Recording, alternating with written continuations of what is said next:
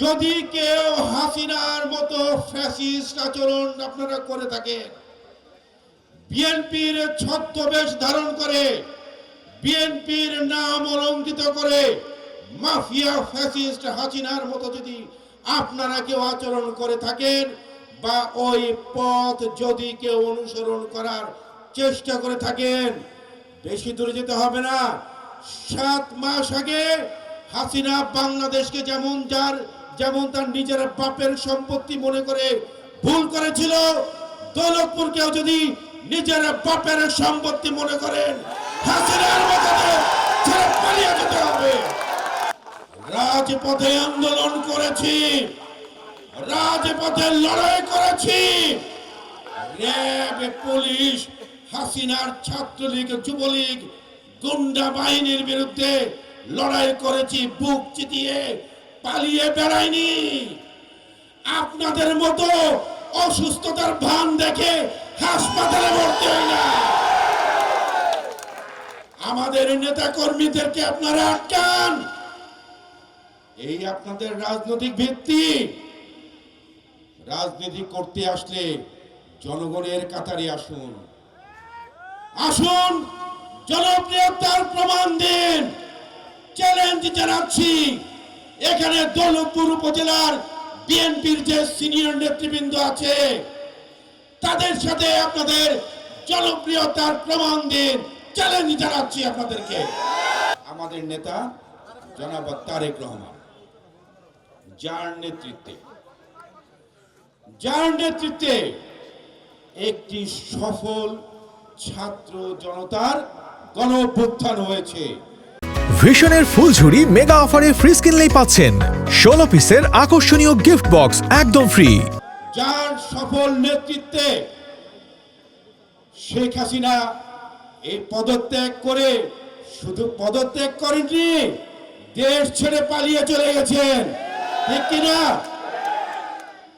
আমরা তো সেই নেতারই কর্মী, তাই কিনা? আমরা 5ই আগস্ট পরে আমাদের নেতা জনাব তারেক রহমান সারা বাংলাদেশে ঘোষণা দিয়েছেন, বিএনপির নাম ভাঙিয়ে, বিএনপির পরিচয় ব্যবহার করে যদি কেউ কোনো অপকর্ম করে থাকে তাহলে সে হচ্ছে দুর্বৃত্ত। সে কি? তাহলে দৌলতপুরে যারা বিএনপির নাম ভাঙিয়ে অপকর্ম করছে তাদেরকে আমরা কি বলবো? তারা কি BNP?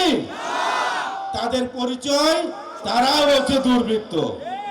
Mafia fascist Sheikh Hasina পদত্যাগ করে লেজ গুটিয়ে পালিয়ে গেছে ঠিকই, কিন্তু হাসিনার প্রেতাত্মারা, হাসিনার দোসররা এখনো কিন্তু বাংলাদেশ ছেড়ে পালিয়ে যায়নি। গিয়েছে কি?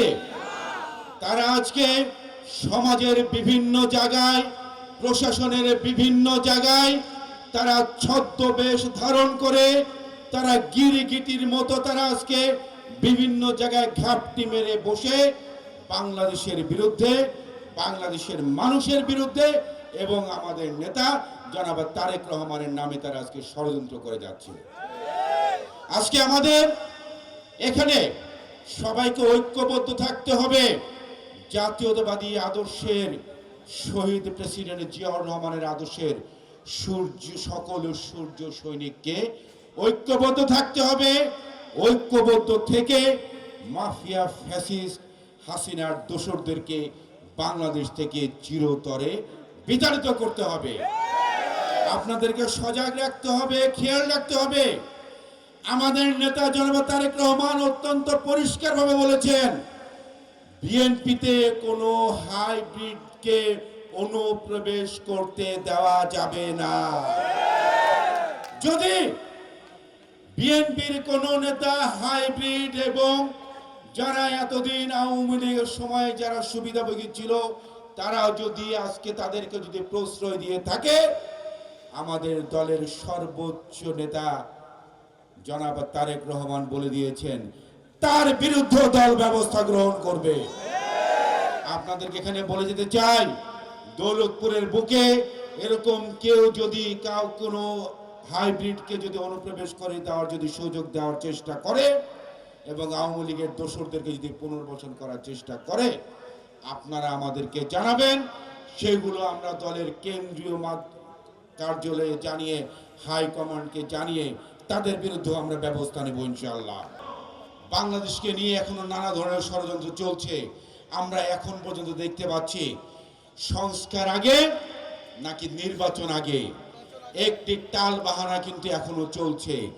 আমরা অত্যন্ত দ্ব্যর্থহীনভাবে বলেছি, আমাদের নেতা জনাব তারেক রহমান বলেছে, আমাদের দল বাংলাদেশের জাতীয়তাবাদী দল বিএনপি বলেছে, একটি অবাধ সুষ্ঠু নির্বাচনের জন্য যে সংস্কারগুলো প্রয়োজন আপনারা সেই সংস্কারগুলো করুন।